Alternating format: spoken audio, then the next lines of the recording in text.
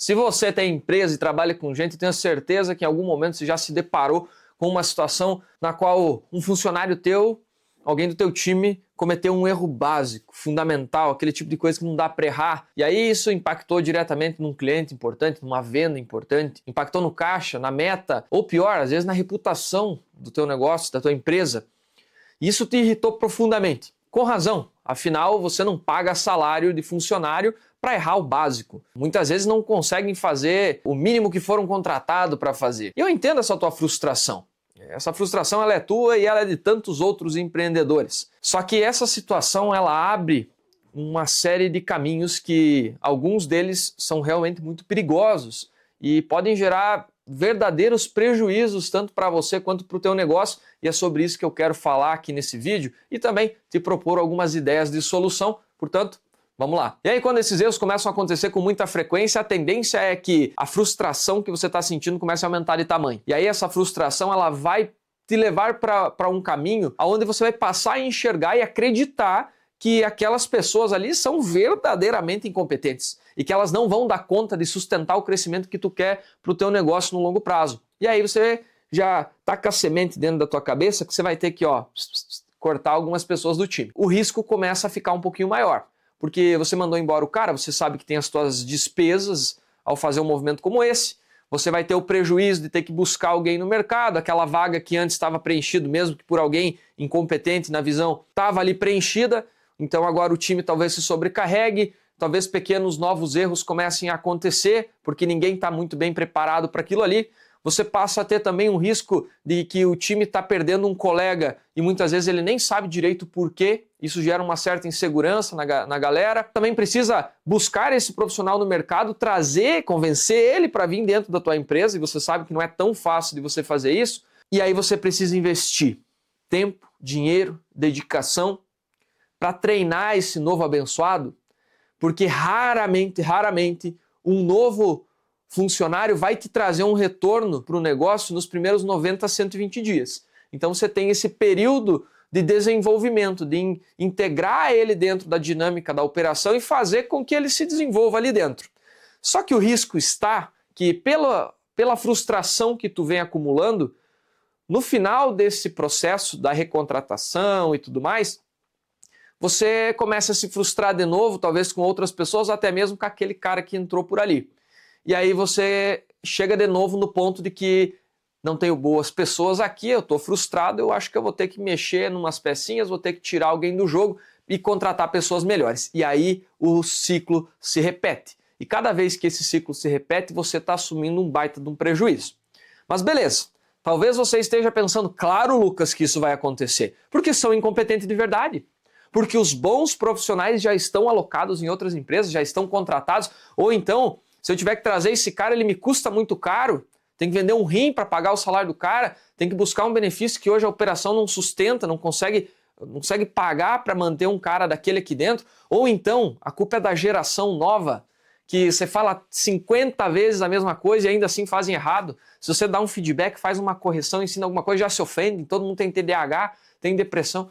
Então, eu entendo a tua frustração e esses desafios, boa parte eles são reais. E além de tudo, dá para terceirizar a culpa ainda para o mercado, para a política, para o Bolsonaro, para o Lula. Não, para o Lula ele sempre vai estar errado, então independente da situação. Mas a questão não é essa, a questão é que o problema que a gente tem hoje da mão de obra e que ela é uma realidade, que talvez você esteja pensando nisso por conta desses possíveis ciclos de manda embora, contrato, se frustra e assim por diante, ele é um problema real, só que ele é um problema real para você, para mim e para todos os empresários que precisam de mão de obra. Agora, vamos tentar entender o que é que dá para fazer diferente. Porque esses são todos fatores externos, tu não consegue controlar isso. Agora, o que está na tua mão? Tu, que é dono, você, que está lá todo dia assumindo o risco do empreendedor, pagando salário, se ajoelhando para o governo, passando perrengue o ano inteiro, o que você consegue fazer? O que está na tua mão? E é isso que eu vou te trazer agora. Quando isso tudo está acontecendo dentro da tua operação, essa frustração, essa coisa de incompetente, o mercado, etc., você tem um ganho secundário em enxergar as coisas dessa forma. Colocar a culpa no time, colocar na incompetência do time, no mercado, faz com que você terceirize a responsabilidade do sucesso da tua operação e, por consequência, você não fique mais no foco das coisas. Por consequência, você não precisa olhar para a tua própria incompetência. E eu posso te dizer pela prática, eu estou há praticamente 5 anos, todos os dias dentro de empresas fazendo consultoria. E muitas vezes, quando o empreendedor, o dono, está inserido nesse caos que a gente falou até aqui, ele acaba se tornando o próprio gargalo da empresa. Porque ele não consegue enxergar o que é que ele consegue fazer. E emocionalmente falando, é muito melhor você falar que a culpa é do outro, do time, do mercado, do que você olhar para você mesmo e falar assim, cara, talvez eu esteja sendo incompetente e não estou conseguindo traduzir com clareza o que é que eles têm que fazer.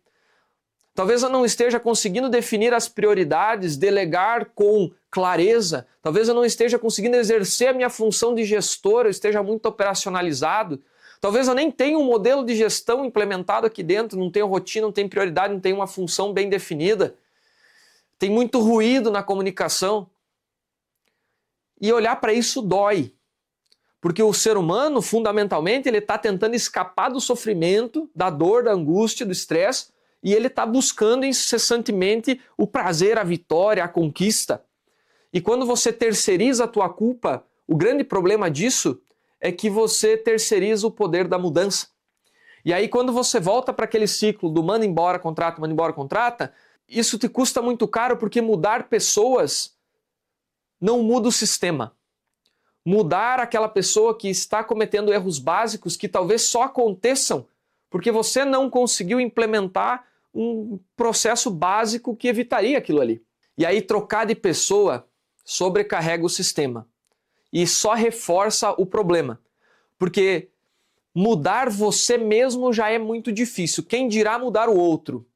Por conta disso, é muito mais fácil você mudar o sistema.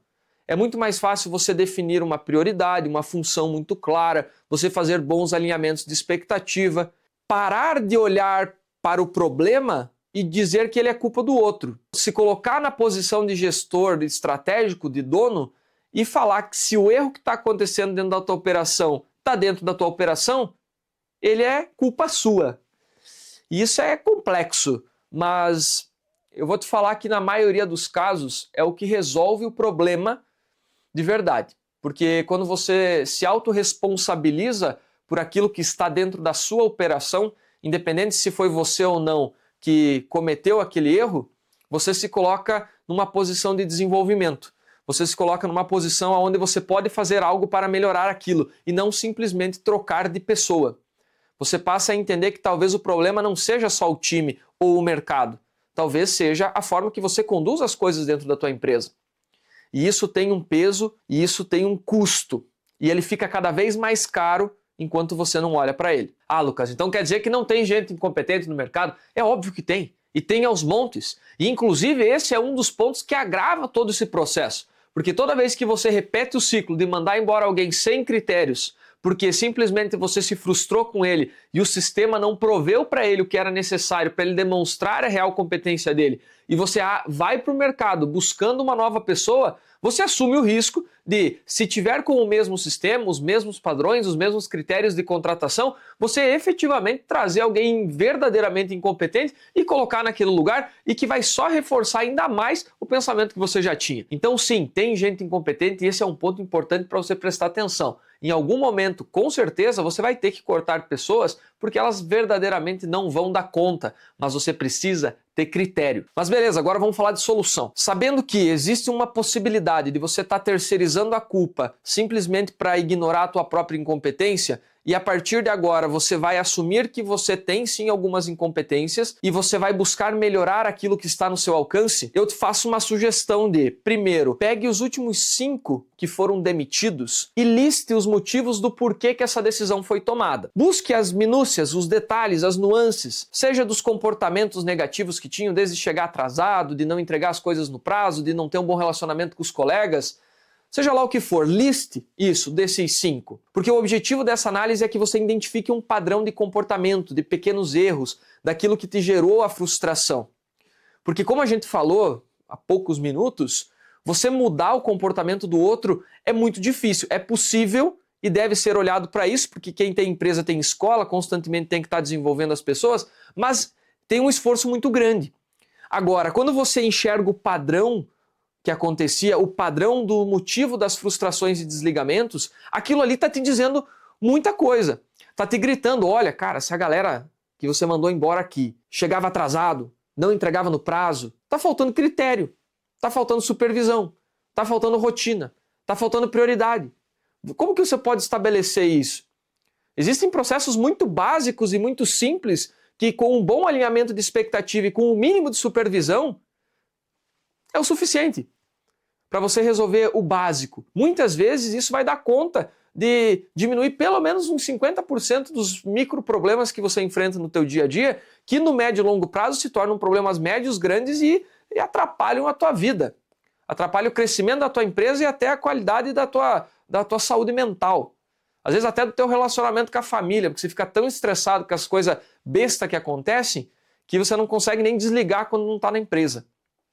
Portanto, identifique esses padrões e entenda como traduzir eles para microprocessos que você pode implementar de forma simples. Além disso, o alinhamento de expectativa é uma das ferramentas mais simples, baratas e que elimina boa parte dos teus problemas. Ou seja, defina para você e para o teu negócio o que é uma boa pessoa, um bom funcionário em determinada vaga, em determinada função. Escreva isso. Mesmo de forma simples. Pede uma ajuda para o Claude, para o ChatGPT. Ele vai te ajudar. E defina com os seus critérios. Quando você fizer isso, e eu uso o exemplo do vendas, por exemplo, que é muito fácil de entender, onde você vai contratar um vendedor que vai fazer prospecção. Ele vai ter que fazer 30 ligações por semana. Você já mandou gente embora porque não gostava de fazer ligação ou simplesmente não fazia e não dizia o porquê.